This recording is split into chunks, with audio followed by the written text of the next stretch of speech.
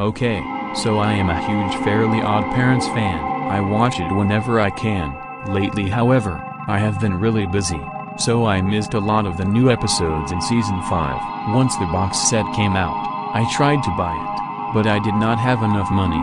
Luckily, one of my friends, who was also a huge fan of the show, had let me borrow his copy of the set so I could see the episodes that I missed.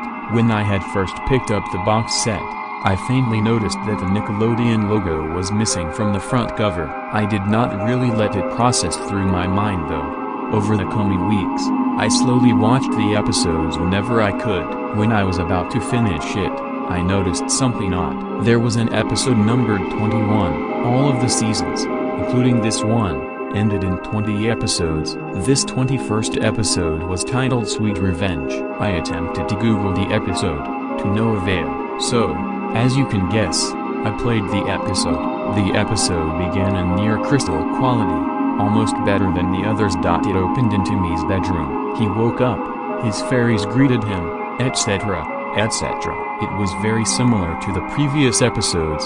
About 1 minute into it, he went out of his room to go downstairs.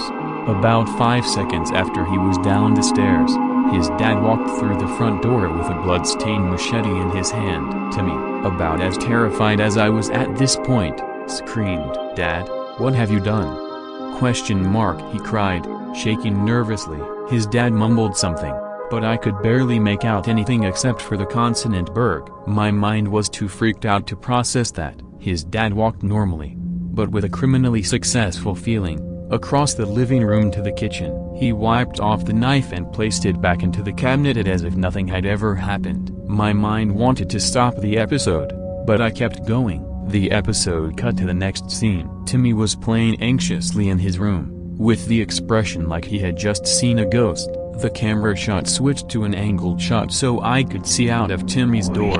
I vaguely saw the shadow of his dad walking down the hallway with a machete in his hand. Cosmo quickly warned Timmy and they attempted to poof away. However, Timmy's dad, having burst through the door, frantically tried to get his son. He threw the knife at Timmy, but horribly missed and instead gouged out Cosmo's eye. Cosmo lets out a throat-shredding scream as blood poured out furiously. Wanda, somehow oblivious to what had just happened to Cosmo, poofed away. Timmy, having been teleported to downtown Dimsdale, tried to find a telephone to call the police. Upon picking up the payphone, he suddenly heard a voice. It was his dad's voice, but his tone was demonic.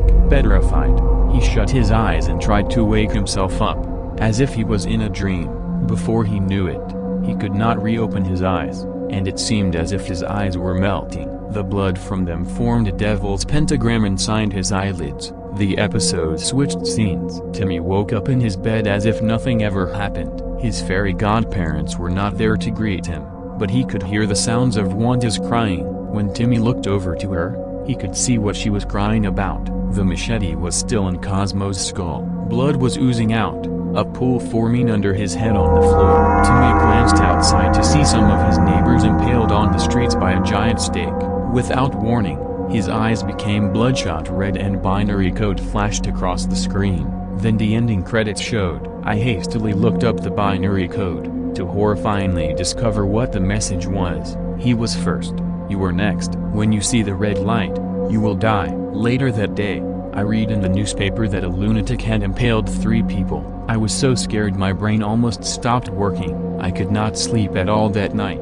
The next day, my parents had to literally force me to go to school. Eventually, after being nearly dragged there, I was starting to feel the effects of not sleeping. I decided to close my eyes for a second. I suddenly saw an incredibly bright flash of red light. I cannot express the fear I had felt from seeing that light.